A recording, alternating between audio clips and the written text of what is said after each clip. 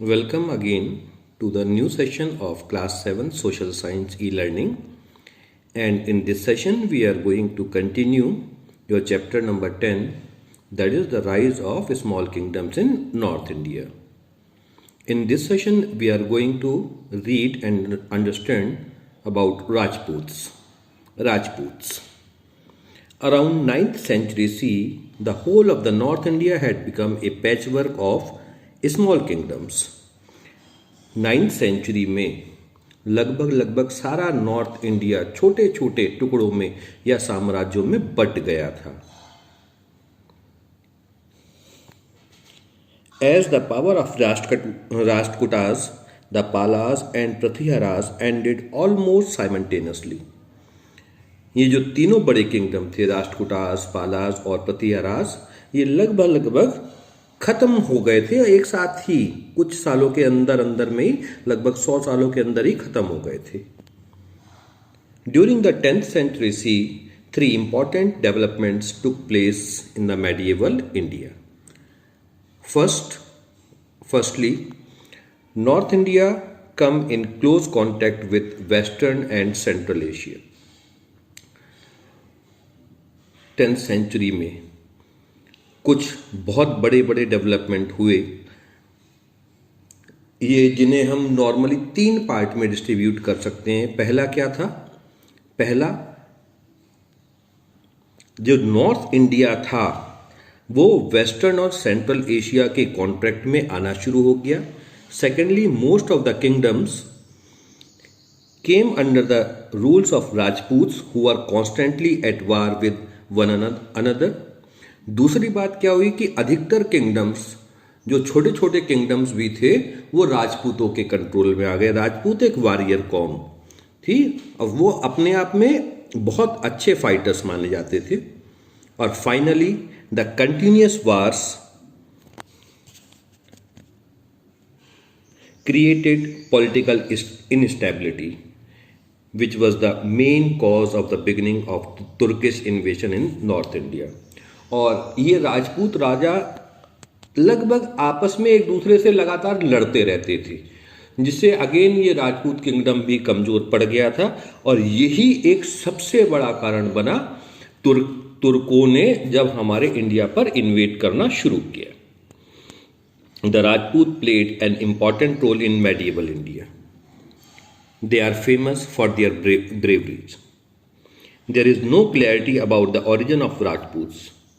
राजपूतों का medieval India में बहुत एक इम्पॉर्टेंट रोल है और राजपूत अपने आप एक बहुत ब्रेव कौम मानी जाती थी या मानी जाती है, पर इसके बारे में हमें बहुत ज़्यादा सोर्सेज नहीं है कि राजपूतों का जो ओरिजिन है वो कहाँ से हुआ। The word Rajput means son of raja. ये माना जाता है कि राजपूतों का मतलब क्या? राजपूत, राज मतलब राजा, पूत मीन्स पुत्र। तो जो राजाओं का पुत्र थे, son of raja, is called Rajput. But all the Rajput do not belong to royal family. पर ऐसा भी सच नहीं था कि जितने भी राजपूत हैं वो सब रॉयल फैमिली से ही बिलोंग करते थे। Many Rajput families trace their origin to sun और moon and thus are known as Suryavanshi and Chandravanshi respectively.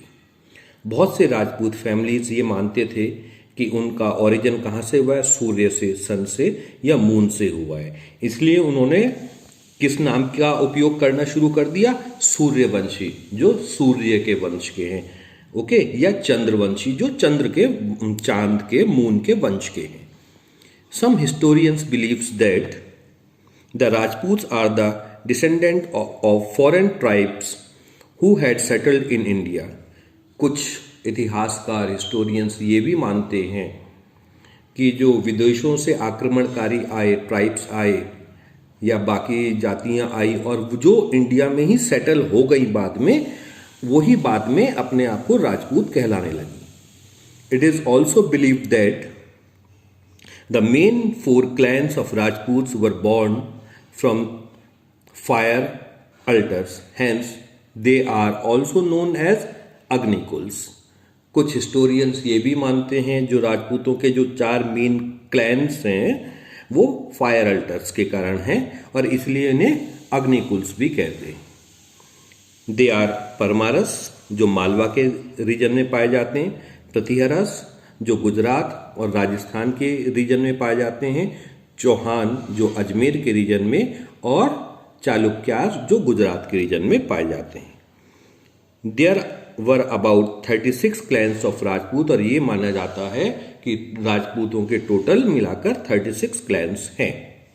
Chauhan dynasty enjoys a special place of prestige among all the Rajput clans और इन सब में से भी जो चौहान हैं उनका एक बड़ा स्पेशल प्लेस रहा है। The Chauhan kings ruled over Gujarat and parts of Rajasthan. इनका मेन किंगडम किस साइड था? गुजरात था और राजस्थान के कई पार्ट्स में था, जिसमें से भी Prithviraj Chauhan was the most powerful king among Chauhans और इनमें चौहान्स में सबसे बड़ा जो किंग माना गया है, राजा माना गया है, वो पृथ्वीराज चौहान को माना गया है। He come to the throne in 1177 CE. He made many conquests. उसने बहुत सारी लड़ाइयाँ लड़ी। He also checked the advances made by the Muhammad Ghori of Gaur, Afghanistan, by defeating him at the battlefield of Tarain near Bhatinda. Mohammad Ghori जो अफगानिस्तान में गौर नाम के एक जगह से आया था, उसके साथ भी पृथ्वीराज चौहान ने लड़ाई लड़ी और उसको हरा दिया। कहाँ पे हराया? ताराइन के फील्ड में जो पंजाब में भटिंडा के पास है। Even today Prithviraj Chauhan remains a hero of many folk tales of India और आज भी भारत में कई सारे लोक गीतों में पृथ्वीराज चौहान को एक बहुत बड़े हीरो की तरह माना जाता है। चांद Bardai composed an epic poem Prithviraj Raso which narrates his bravery and heroism। और पृथ्वीराज रासो ने पृथ्वीराज चौहान पर एक पोयम या एक बुक लिखी थी पोयम्स की, जिसमें पृथ्वीराज चौहान के ब्रेवरी के बारे में बताया गया था और उस बुक का नाम था Prithviraj Raso. The struggle for supremacy and constant infighting created disunity and immunity among the Rajputs. पर वही राजपूत भी एक दूसरे के साथ जो लगातार लड़ते रहते थे, तो इससे हुआ क्या? आपस में एक राजा दूसरे राजा के काम आना बंद हो गया, उनके डिसयूनिटी हो गई और लगातार वार के कारण ये कमज़ोर भी पड़ते रहे। This attracted the Muslim invasions in India और इसके कारण से तुर्क या अफगानिस्तान से मुस्लिम इन्वेशन को बहुत ज़्यादा बढ़ावा मिला। The Rajput failed to join hands with each other to defend India from Arab इन्वेशंस।